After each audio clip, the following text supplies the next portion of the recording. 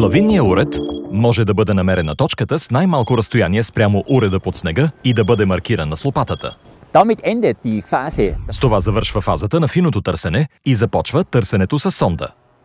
Времето минава бързо. Ползите от сондата са по-големи от първоначално очакваните. Обширни полеви тестове показват, че общото време за търсене може да бъде намалено почти наполовина, благодарение на сондирането. В тази конкретна серия от тестове то беше намалено от 26 на 15 минути. Ние трябва непременно да използваме времевия прозорец от първите 18 минути. В него шансът да спасим човека жив е най-голям. След това кривата на оцеляването пада рязко и шансовете намаляват драстично. Сондирането създава сигурност. Да, ето го пострадалият човек. Разбирам за дълбочината на заравянето и получавам ориентировъчна информация за копаенето. Това е начинът, по който функционира. Започваме с първо пробождане с сондата до лопатата и сондираме навън във формата на спирала на разстояние 25 см, приблизително дължината на обувка. Долната ръка контролира сондата, горната я вкарва в снега. Винаги под прав ъгъл спрямо снежната повърхност.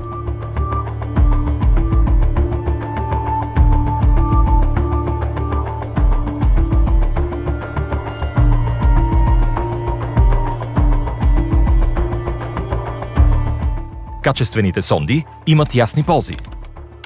Могат да се опънат бързо, стабилни са при сондиране, сякаш са направени от едно цяло парче. Трябва да бъдат поне 2 метра и 40 см дълги и да показват дълбочината в сантиметри, в маркирани и променящи се цветове. Върхът на сондата е малко по-голям от останалите й части. Това улеснява пробиването през снега и намалява триенето. Висококачествените сонди не се огъват в снега. Колкото по-голям е диаметърът, толкова по-голяма е твърдостта. При сондиране можем да използваме ценна информация от търсенето с лавинен уред. Най-малката стойност на дисплея. Ако тази стойност е, например, 1 метър, тогава можем да предположим, че заровеният човек е на около 1 метър разстояние. Максимум! Така че няма да сондирам по-дълбоко от около метър и половина. И няма смисъл да сондирам значително по-далеч от 1 метър от лопатата, за да продължа търсенето.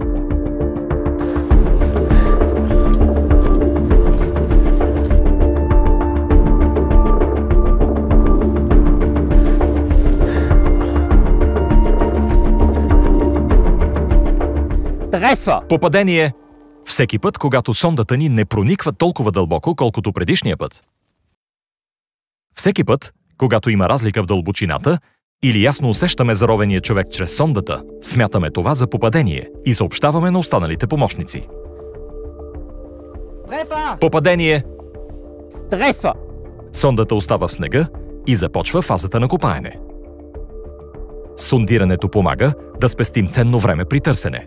Сондата е стандартна част от лавинната ни екипировка. Системното сондиране трябва да се научи и практикува. Времето е живот. Интересна техническа разработка е електронната лавинна сонда, която предлага акустична и визуална помощ при търсене. Когато тази сонда бъде разпъната, режимът на търсене се активира автоматично. И на разстояние от 2 метра до половин метър се чуват редуващи се звукови сигнали. На разстояние от половин метър сондата издава непрекъснат звуков сигнал. Този дисплей работи с всеки лавинен уред, който изпраща сигнали в съответствие с нормите. Предимствата на тази електронна технология при сондиране имат двоен ефект. Първо, тя спестява време.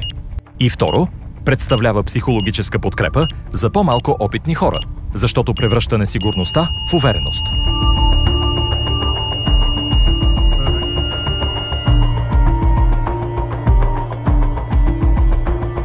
Как търсим заровен човек, който няма лавинен уред? В екстремна ситуация, навременното уведомяване на Планинската спасителна служба има най-висок приоритет.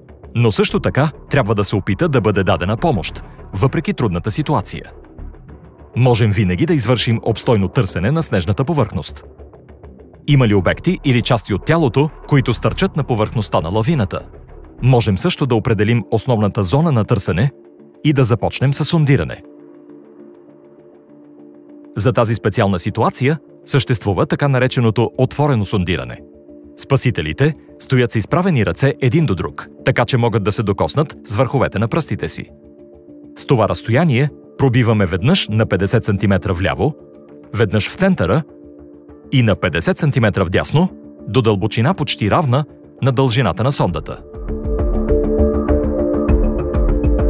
След това всички правят една стъпка напред едновременно, изравняват редицата и повтарят този процес, докато не пристигнат спасителите от планинската служба.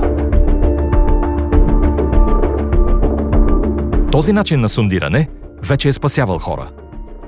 Die Hoffnung lebt. Надеждата продължава.